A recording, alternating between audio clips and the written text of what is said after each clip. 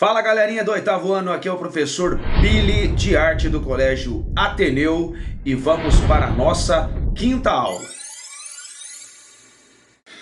Bom pessoal, vamos aí para a apostila na página 14, a escultura e a instalação. Acompanhe a leitura comigo, depois a gente vai discutir. Porque assim, a instalação, no caso, a instalação contemporânea, né? Instalação artística.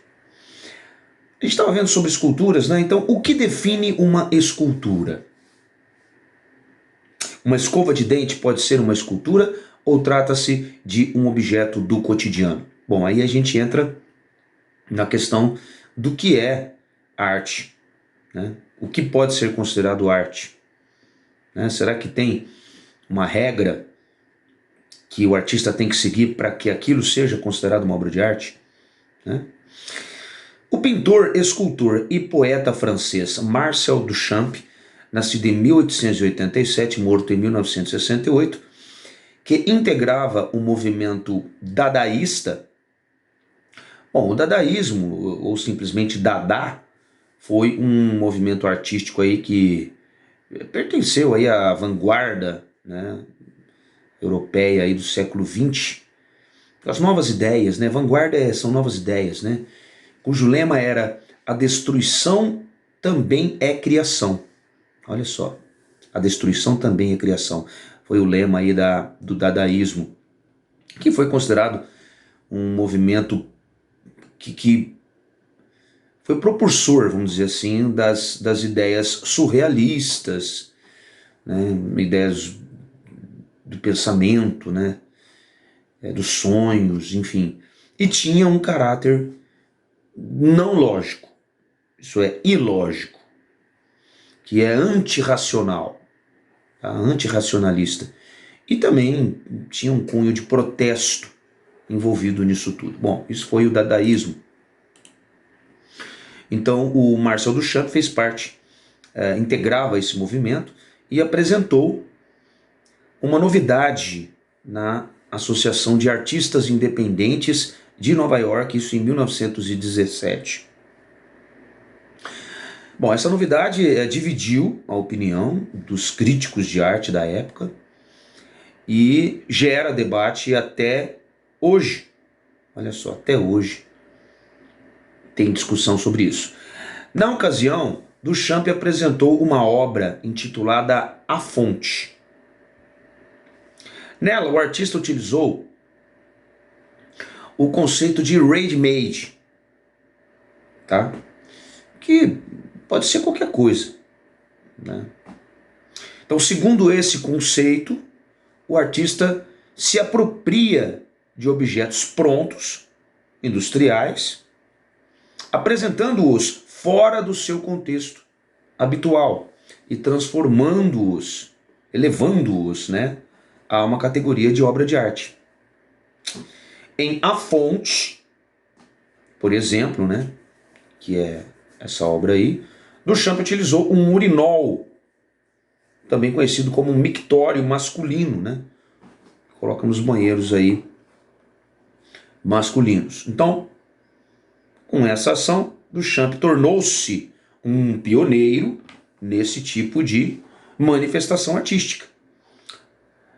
Foi um dos primeiros a dar uma ideia nova de arte, levando a arte como um conceito, na qual o artista desloca e ressignifica um objeto comum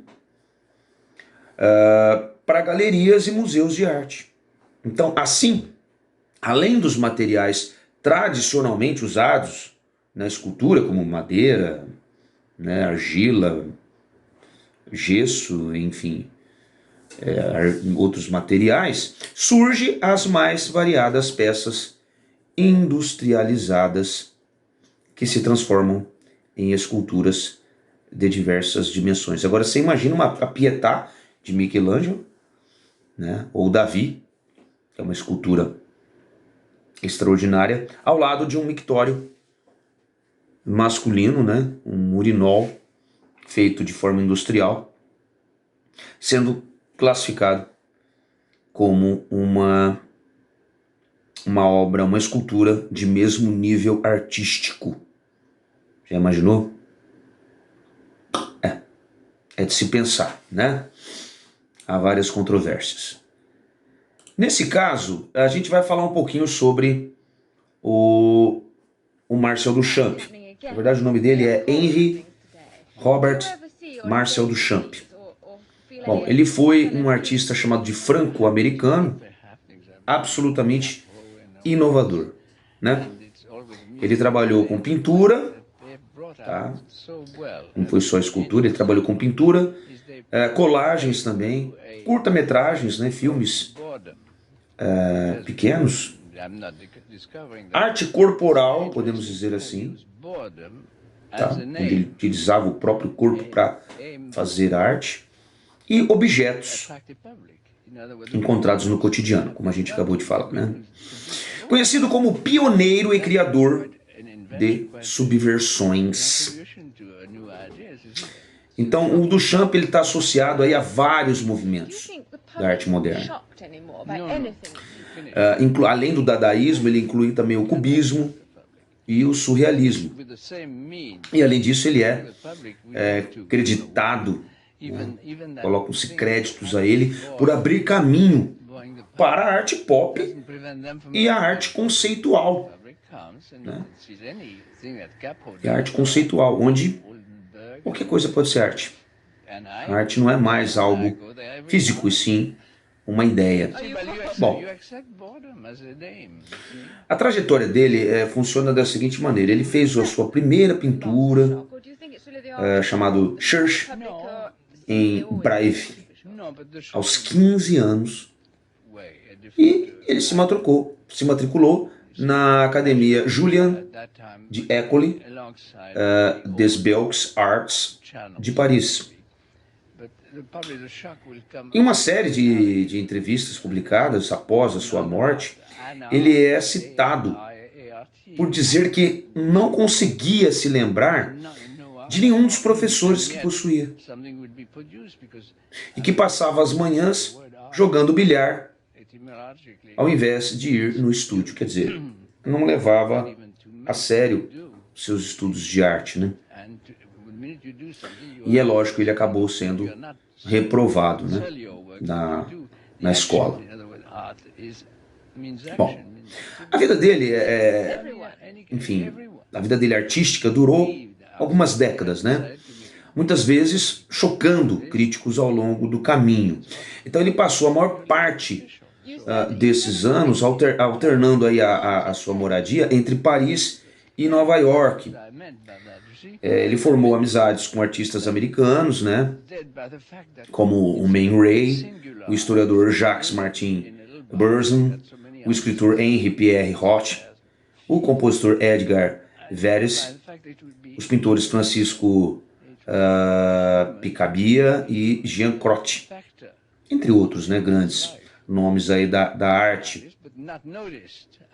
Mas ele descreveu a sua mãe como uma mulher muito distante, muito fria e indiferente, que dava mais valor às suas irmãs mais novas, né,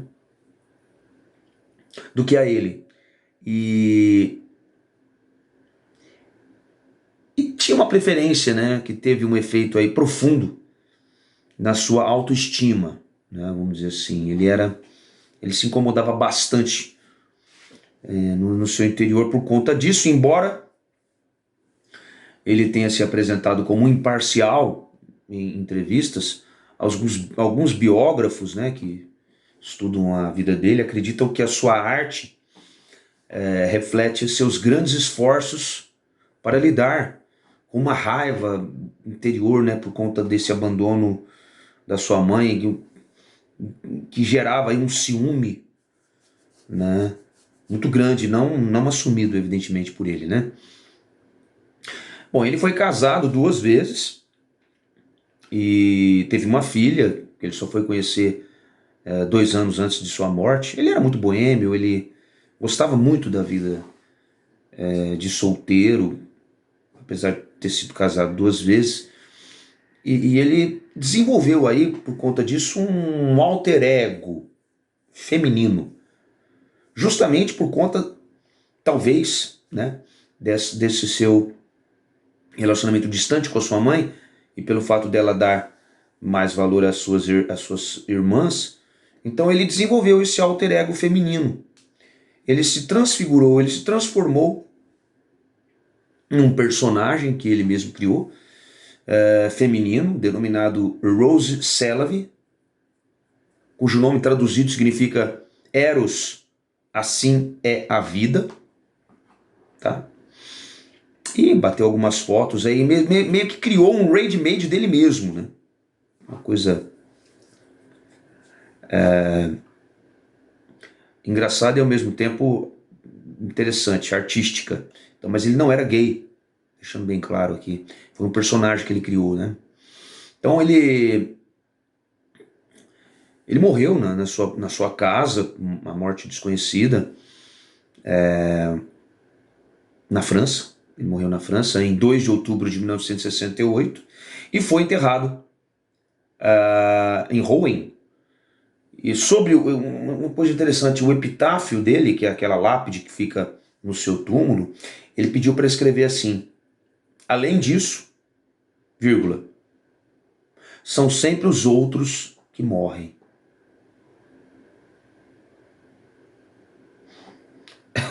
Até o seu túmulo era uma obra de arte contemporânea, né? Olha que interessante de se discutir. Além disso, vírgula, além disso o quê, né? Será que além da sua morte, são sempre os outros que morrem?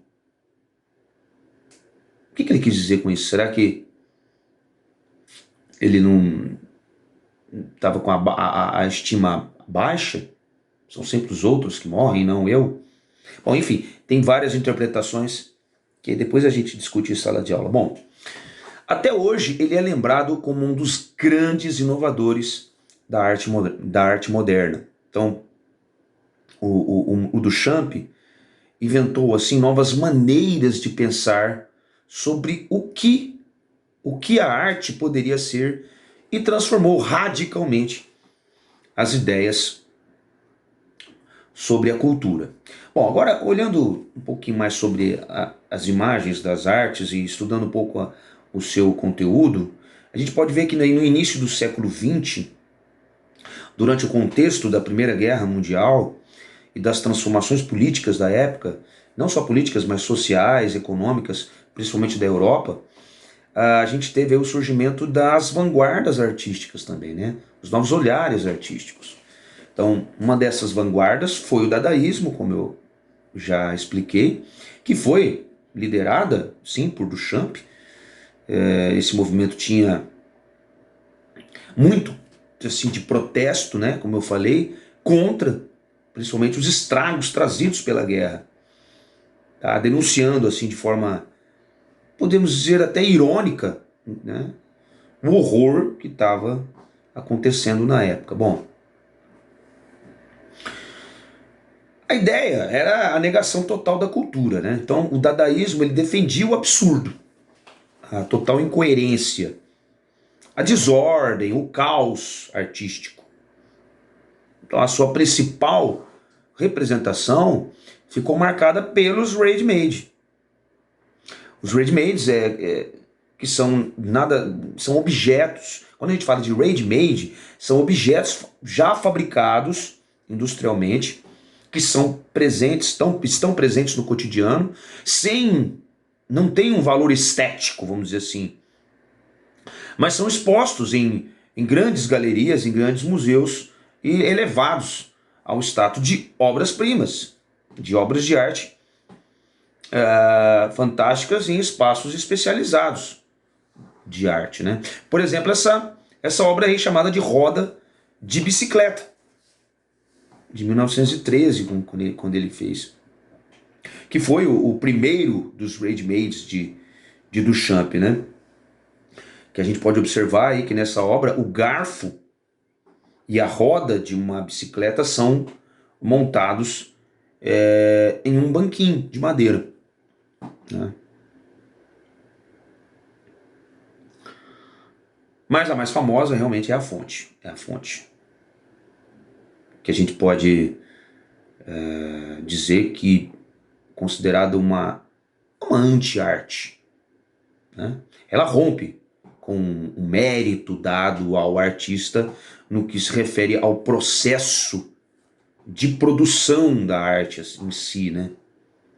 Bom, depois dele renunciar à arte, aí por fim, em 1923, ele renunciou publicamente, né, à arte, dizendo que passaria a vida jogando xadrez. Ele amava o xadrez. Para ele, jogar xadrez era uma droga. Inclusive, ele participou de várias equipes de torneios franceses, publicou livros a respeito, chegava a ficar 5 horas estudando uma única estratégia de xadrez, enfim.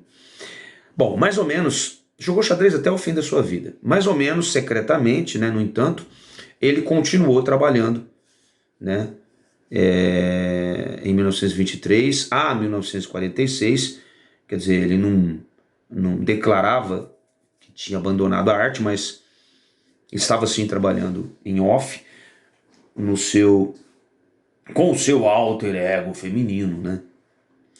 Além disso, ele continuou a produzir também ready-mades, né? Por exemplo, essa obra Etant Dons, que foi o seu último trabalho, último mesmo, ele fez a obra totalmente em segredo e queria que essa obra fosse mostrada apenas após a sua morte. É, na verdade, uma escultura, podemos dizer assim, uma escultura instalação, que consiste em uma porta de madeira montada em uma moldura de tijolos, tá? E o espectador pode ver entre a abertura ali uma cena assim profundamente, vamos dizer, perturbadora de uma mulher nua, deitada em uma cama, essa cama de gravetos, né? E segurando ali uma espécie de luminária, uma luz acesa, né? E bastante impactante, assim, a obra.